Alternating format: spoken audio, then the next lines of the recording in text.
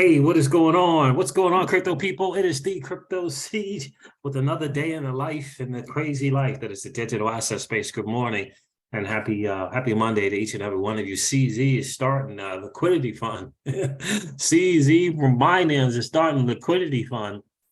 Senator Elizabeth Warren is saying more dumb stuff. We'll get into that. What in the wide world? The fraud at FTX is massive. Someone's calling out Gary Gensler. You talk about transparency. Why aren't you being transparent? You are going to want to listen to what this dude has to say about Gary Gensler. Listen, guys, this is your XRP Ripple Daily News in around 0 to 10 minutes. So let's do this. Let's go to the total cryptocurrency market cap. Let me refresh this real quick. Oh, yeah, look, it's pretty accurate here and up to date, according to CoinGecko, guys. Get the CoinGecko app. That app is amazing. You can do so many different things on there. It's a really great app. I love it. The total cryptocurrency market cap is 875 billion, which in reality means it's down from $3 trillion. Never forget where we were, guys. It was over 3 trillion at one time. So important to never, ever forget that, especially during these very difficult times. The Bitcoin dominance is at 36.6%. It's a better number. Bitcoin is currently trading at $16,625. Ethereum is trading at $1,250. And XRP is trading at 34 cents. And again, I'm going to say it. If I said it once, I said it 1,000 times. You can talk Voyager, you can talk Celsius, you can talk BlockFi, you can talk FTX. You can talk all the liquidations and margin calls. You can talk the scams in terms of these centralized entities doing stuff that they should not be doing. Should not be doing. I've been participating in the DeFi space for a while now.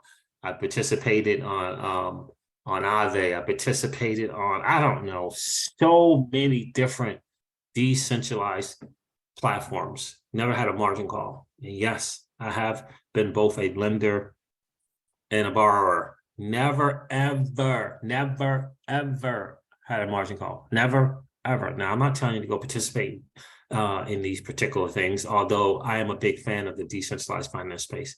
Never, ever.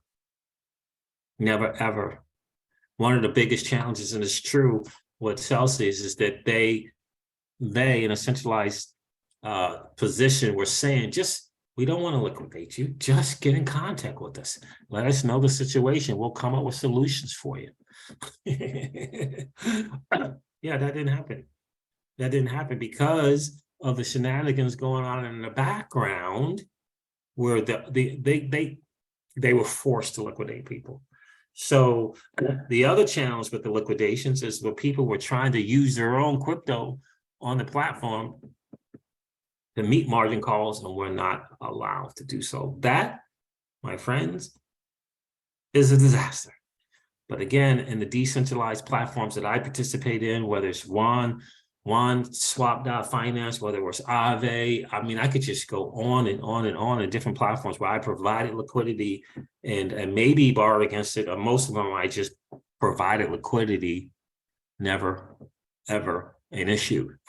Now, I get the bugs and the hacks potential, right? I was a big fan of the security, quote unquote, from Celsius. Big fan of that security. And it ended up biting me in the behind. Just as a good reference, I was there because of the security. I was there because of the security. One of the main reasons, security, not worrying that kind of peace of mind and not worrying about a hack. But yet on all the single, I mean, I was on 10 to 15, and I still am, 10 to 15 different decentralized platforms. Now, could you say I'm lucky that I've never been on a platform that's been hacked? You could say that. But I've never been on a platform that's been hacked. If I came up on a margin call and I wanted to add liquidity, or if I wanted to take crypto off, change it into a particular asset to meet a margin call, I was able to do it. No questions, no challenges, no having to go into support and say, hey, what's going on? I can't withdraw. None of that. Decentralized finance is a big, big answer. It might not be the ultimate answer, but it is a big, big answer, like Crypto Eddie is saying. It's a big, big answer to the problems here. It's just kind of the way it is. Just kind of the way it is. And I've always said on my channel, stick with the OGs like Maker and Aave, right? And God, I'm forgetting the other one. Oh man, what's the other one? Aave, Maker, shoot, the one that deals with all the stable coins. Goodness gracious, I'm losing my mind. Can't remember. But I always said on the channel, stick with the OGs. 80% of my time was spent on Aave, getting comfortable with it, using it, seeing how it works, depositing it, taking off, before I went to WanSwap. And really, WanSwap can be considered an OG. Not telling you what to do with your crypto, guys. You know how we do on the channel. I'm not telling you what to do with your crypto. You have to make your own decisions. But both Aave and WanSwap, to me personally, have been a friend. All right, so let's get into some of this interesting. I went on a rant there for like 3 minutes. I find this to be very, very interesting. Let's see if this is going to cooperate, because 1 second, my Twitter thing is working good, and sometimes it ain't. Here it is. For you, Gary Gensler, a poignant reminder of how you're doing, says Crypto Eddie. This is Bruce Fenton. Bruce Fenton is he's a crypto person. He says, this is an open letter to SEC Chair Gensler. The dude's hanging out on his property, and he did a video to Gary. An open letter to SEC Chair Gary Gensler. I've been in Bitcoin for 9 years and have been registered and licensed securities professional for 30 years. I'm a FINRA registered principal and majority owner of an SEC registered broker. Let's talk, he says. Let's talk SBF, FTX, DC politics, and transparency. You take a listen to this first 3 minutes. This is powerful stuff. It's your job to... So my video is to Mr. Gary Gensler of the SEC. I'm regulated by you. I've been regulated by the SEC for 30 years. My entire adult life, I've been regulated by the SEC.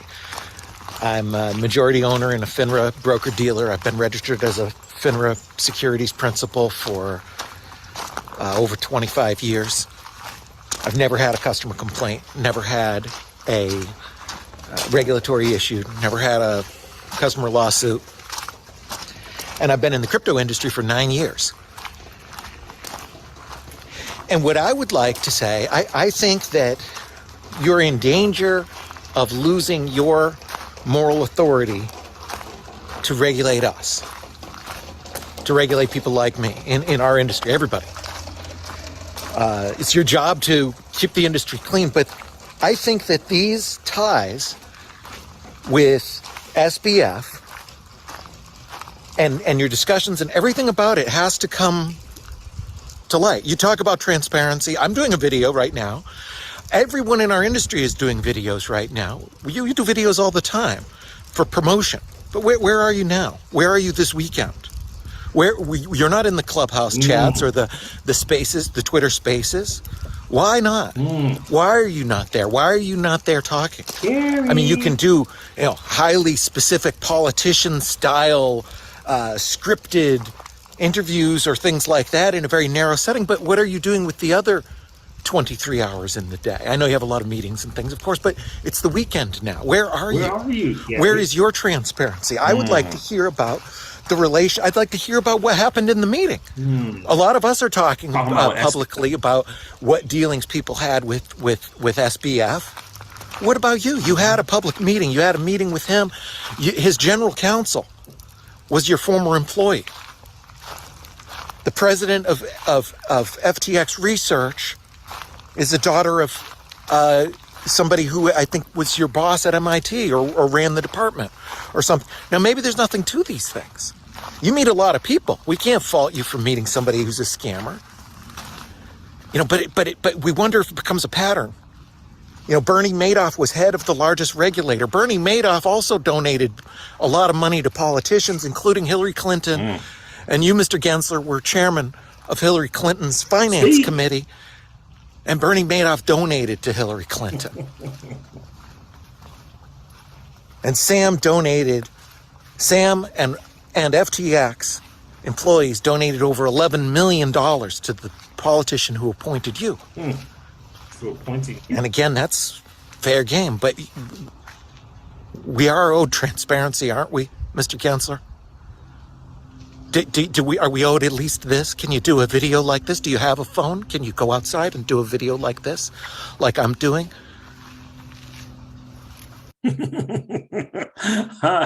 I love it, calling them out. Where's the transparency? Why can't you do, shoot, we have Brad Garlinghouse on the Twitter Spaces. And I'm not sure if I would call it an attack, even though I just ran Nooner. It's just a joke. But Brad was willing to get on Twitter Spaces. CZ is willing to get on Twitter Spaces. In fact, we got Congress people getting ready to get on Twitter Spaces.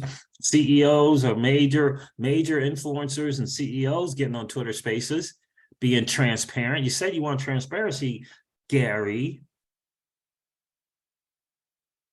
Where are you? Why don't you do a Twitter Spaces? Now let's get into Senator Warren, Elizabeth Warren and Warner. Well, just another dumb thing that she says. Let's get over this because it's pretty gross.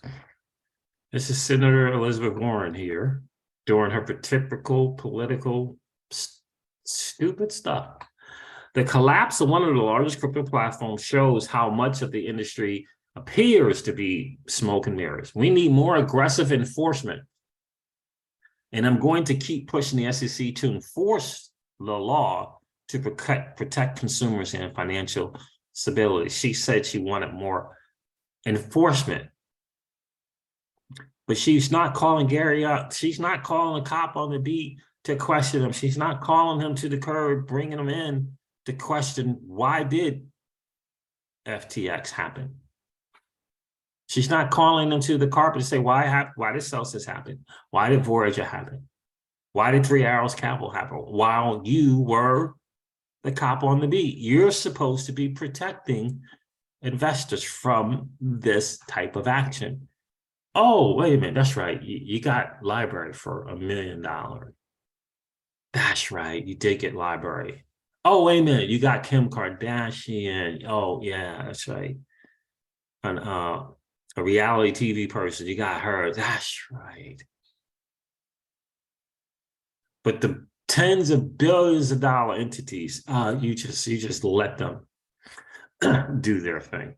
Interesting. So Brian Armstrong reports a response to the tweet. FTX was an offshore exchange not regulated, so he says, by the SEC. The problem is that the SEC failed to create regulatory clarity here in the U.S. Well, it's kind of not partially right because FTX US is in the US and they filed Chapter 11 bankruptcy. So the problem is that the SEC failed to create regulatory clarity here in the US. So many Americans, 90% of trading activity went offshore, pushing US companies for this makes no sense. Senator Warren, Brian is right. To protect consumers, we need regulatory guidance for companies that ensure trust and transparency. There's a reason why most crypto trading is offshore. Companies have zero guidance on how to comply here in the US. Compare that, says Brad Garlinghouse, with Singapore, which has a licensing framework, token taxonomy laid out, and much more. They can appropriately regulate crypto because they've done the work to define what good looks like. And no, all tokens aren't securities, despite what Chair Gensler insists. That is the reality of the situation. That is the reality of the situation. Interesting stuff. Again, Elizabeth Warner, just if you want to see a show, just tune into whenever she's going to be appearing and hearing, grab your popcorn. It will be a great show for sure. All right, guys, listen, this wraps up the XRP Ripple Daily News in around 0 to 10 minutes. I hope it has been of value to you. If it has, do me a favor, hit that like button so we can get this channel out on the YouTube algorithm so we can let more people know by way of this channel that the digital asset space is here, and it's a way for them to create generational wealth. Got people hanging out on YouTube, watching bears. When the great fish cross and they go out there and and snatch up the bears, the fish in the water, right? We got people hanging out on YouTube watching dog mom videos. Those same people can be part of this new 1%, because boy, do we desperately need a new 1%. The hashtag Gary Genslers of the world, we need a new one, because that dude is not cutting it, right? If you enjoy the hangout, do me a favor, subscribe to the channel and ring that notification bell so you know whenever we go live or whenever we upload a video. I'm going to end this one like I do all of my videos and remind you guys of this. Old money doesn't want you to win. They don't want us to win. They would rather that we remain a cog in their perpetual wheel of trading our time for dollars. They don't want us to play in the same playground that they play in, where we allow our money to work for us. This is our chance to win, guys. The digital asset space is our chance to win. We are in the midst of the greatest transfer of wealth in the history of man. Are you participating, or are you standing on the sidelines?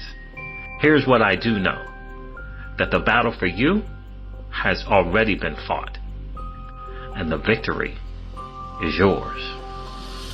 Go get it.